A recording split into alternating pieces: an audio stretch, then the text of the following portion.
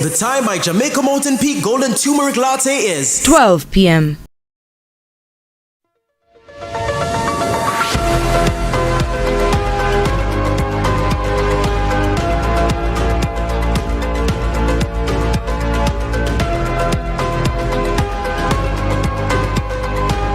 It's Wednesday, May 29, 2024. Welcome to CVM News at Noon. I'm Ramon Gordon. Constitutional Affairs Minister Marlene Malahoo Fort has moved to allay concerns over the timing of a bill to change the words of enactment in the Constitution. Yesterday in Parliament, the House passed an amendment replacing references to the Queen with the Parliament of Jamaica. Despite majority assent, the opposition expressed reservations about the timing of the change. Speaking with CVM News after Wednesday's post-cabinet press briefing, Minister Fort maintains it's all part of the process. So the bill for the Act to amend Section 61 of the Constitution of Jamaica to provide for new words of enactment constitute the first legislative step in the series of amendments to the Constitution of Jamaica. And the reason for doing this is to have the bill for the establishment of the Republic of Jamaica and the abolition of the monarchy have the new words of enactment signifying the authority of the Parliament and the people of Jamaica to pass laws for peace, order and good government. I am so excited that 31 years later we are implementing this recommendation, and we're doing it to ensure that when the historic bill comes, it shows that it is being made on the authority of the people and the Parliament of Jamaica. Meanwhile, the government unveiled a massive $24.8 billion Western Water Resilience Program to tackle the severe drought plaguing Western Jamaica. Prime Minister Andrew Holness announced the initiative in the House of Representatives on Tuesday. The emergency procurement project will revamp water infrastructure. It includes installing and replacing transmission mains from the Martha Brae Water Treatment Plant to Trelawney in St. James and from the Greater River Water Treatment Plant in St. James to Negril in Westmoreland. This investment aims to significantly improve the lives of residents and businesses in the region. Now, the government revised the Sexual Harassment Act back in 2021, making policies more stern. Now there's more focus on workplace policies. Experts believe this is a good move for the country. Speaking on Lead Story yesterday were Danny Roberts, Deputy Chairman of the Industrial Disputes Tribunal, and Dr. Opal Palmer Adisa, former Director at the University of the West Indies Institute for Gender and Development Studies. The global statistics tells us at least 60% of all women at some time or the other had experienced sexual harassment. So yet it is true. And remember, sexual harassment comes in varying forms. It can be egregious as well as mild. And so whatever it is that makes someone uneasy and uncomfortable that is of a sexual nature would fall within that very broad definition. Yes, I think it is game-changing and really important at this time for it to be implemented. It was introduced in 2021. And what it is really doing is allowing us and allowing everyone to understand that sexual harassment is not something to be played with. It is very serious. It causes damage, psychological, emotional, and that we all have to take it seriously, and we have to provide a safe environment for people to work, both men as well as women. And so I want that to be clearly understood, because men have said to me, so what about us? And men and women are equally protected under the law, and that's really important. And that's a game change for Jamaica. The Ministry of Health and Wellness is making an effort to improve its advocacy for mental health in the country. It's for this reason that the ministry is now touring schools across the island to educate students on mental health. Speaking on Sunrise this morning, Director of Child and Adolescent Mental Health, Dr. Judith Leiber, says it's time for change. We have ignored mental health. We have taken it for granted for too long. But now it's showing up. It's showing up. It's saying, I'm here. You have to pay attention to me. And especially we have to start from, our children. Your life matters. I'm particularly concerned about suicidal risk, risk behavior or suicidal ideation, which seem to be increasing. That's one, right? So I'm talking to the kids, and I say kids, I mean children and adolescents. Your life matters. There's help.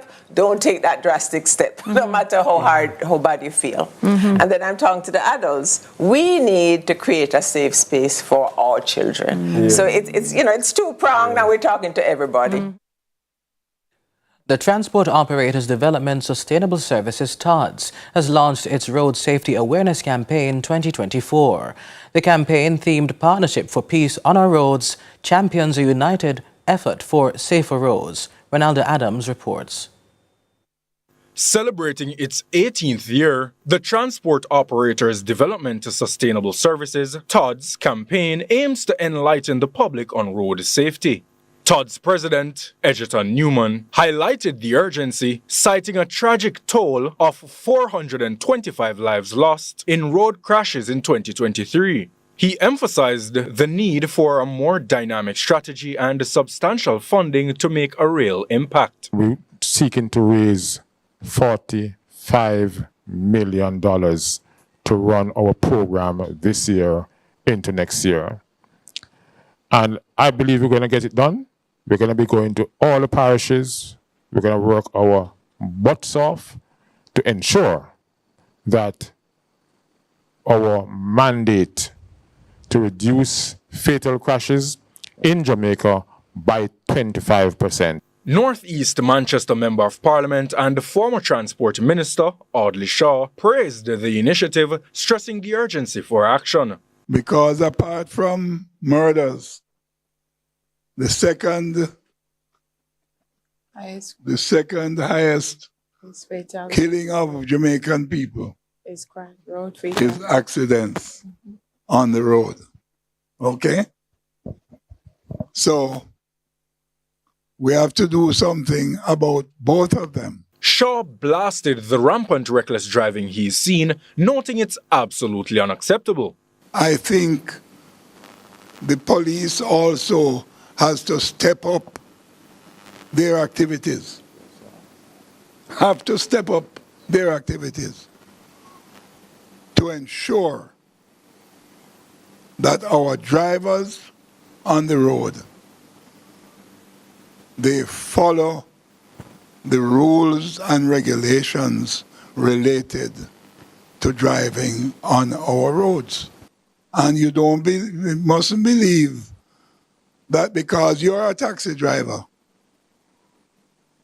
you're going to go now to break the rules in order to get your passengers somewhere earlier or to pick up passengers earlier than somebody else. Ronaldo Adams, CVM News. CVM News at Noon continues after this.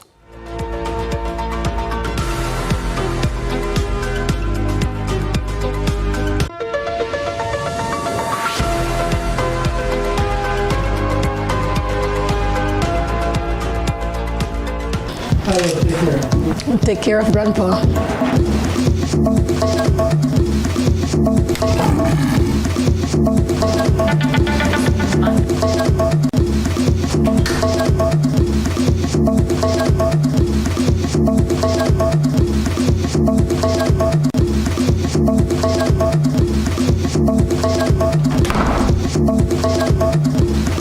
Saka, need to walk.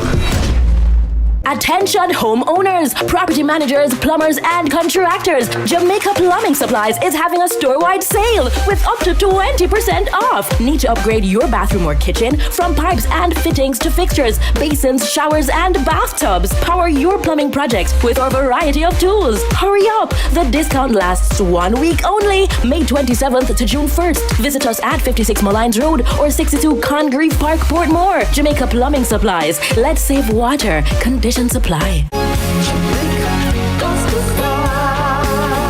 Gospel Star 2023 Rewind, Sundays at 8 p.m. right here on CVM TV.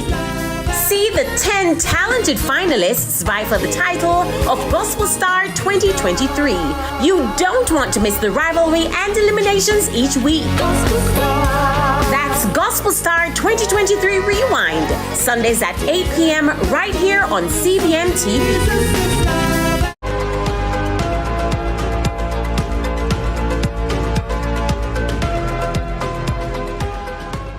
It's now time for our discussion segment. The Planning Institute of Jamaica, PIOJ, at its press briefing on Tuesday, announced a 1.9% increase in Jamaica's gross domestic product, GDP, for the first quarter of 2024, and that's compared to the same period last year. But what does this mean for the country? To help us understand just that is economist Dr. Andre Houghton. Dr. Houghton, thank you so much for joining us. It's always a pleasure joining you guys. How are we today? Well, thank you so very much, Chief.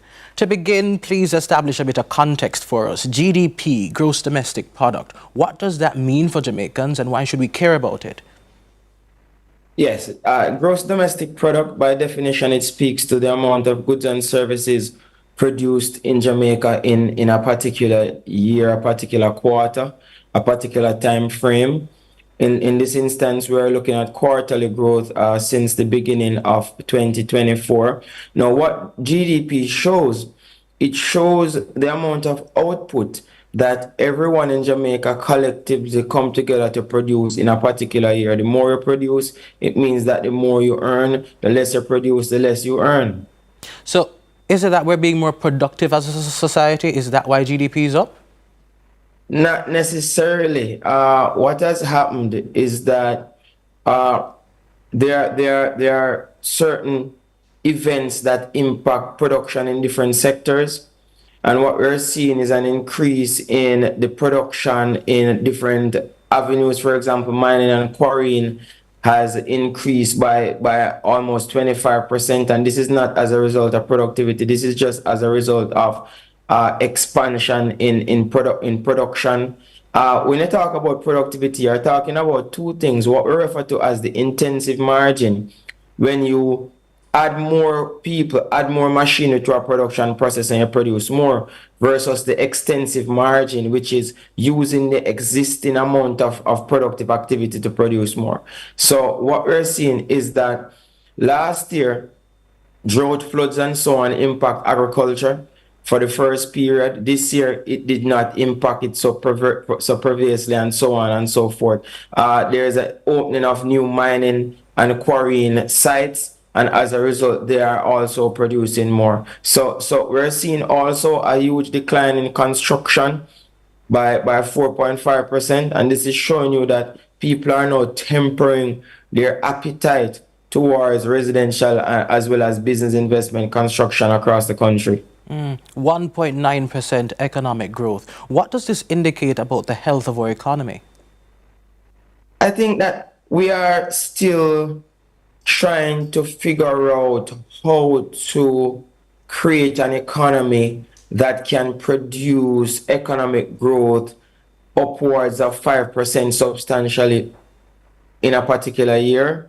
Jamaica has had this goal for quite some time now. I think since 2016, the government came out and said that within 4 years they want to be producing 5% GDP per annum, but we're still hovering at that 2% buffer. And this has been because a lot of output volatility that takes place within the domestic economy, and we have not been able to diversify the economy enough to be able to absorb innovation and technology, to be able to absorb a modern fourth industrial revolution type of industrial workforce. And this is a significant problem because we are now caught at an economic crossroads where we are trying to, on one hand, balance the macroeconomic performance on the books in terms of debt reduction, in terms of appealing to our international creditors and maintaining macroeconomic stability. And on the other hand, we face a problem where we have not been able to substantially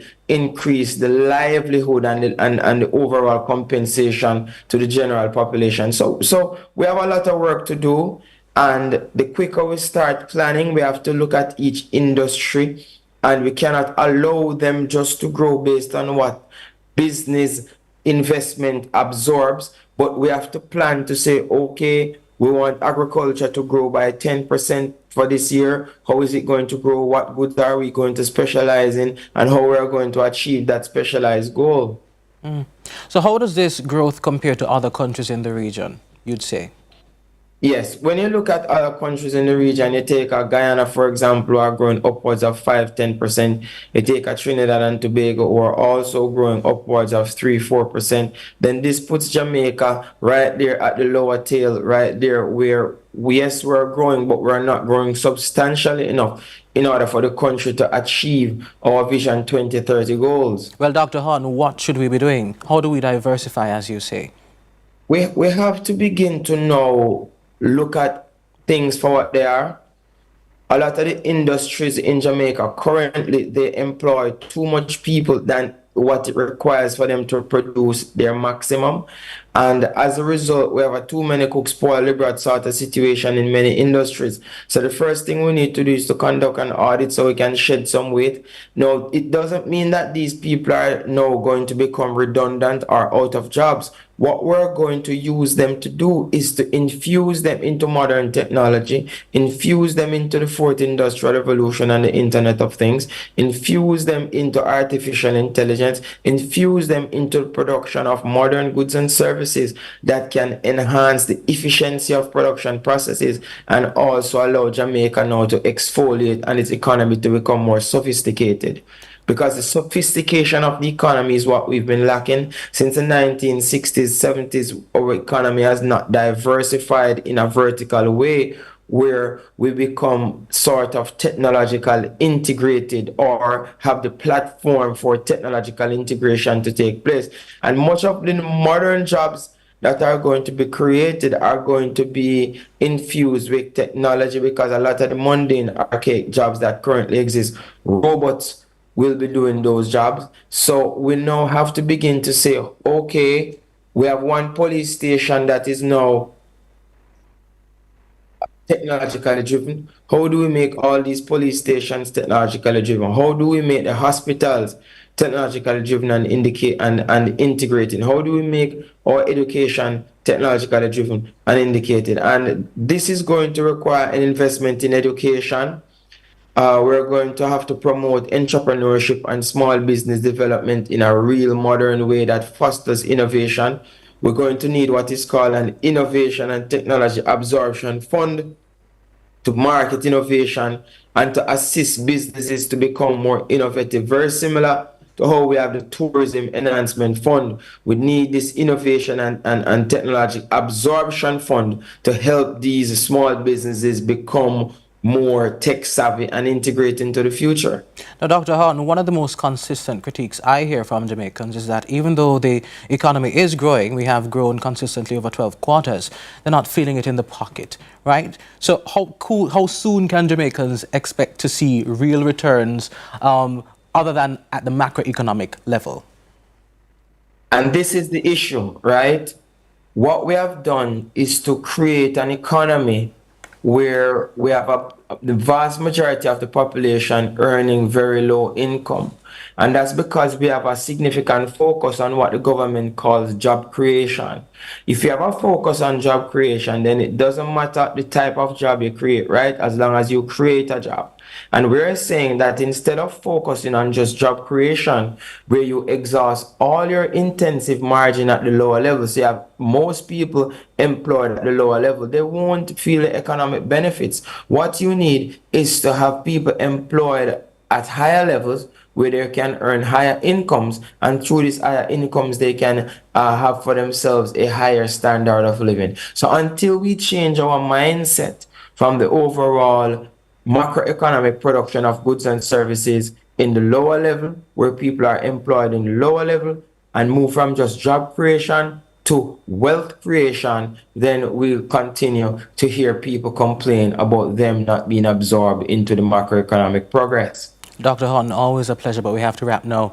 That was economist and opposition member Dr. Andre Hahn, who's also an economist. I said that? Absolutely, I did. Now to international news. Israel is denying launching an airstrike on Rafah that killed 21 people and injured 64 more on Tuesday. This denial comes after mounting pressure on Israel following Sunday's deadly airstrike, which Israel describes as a tragic mishap.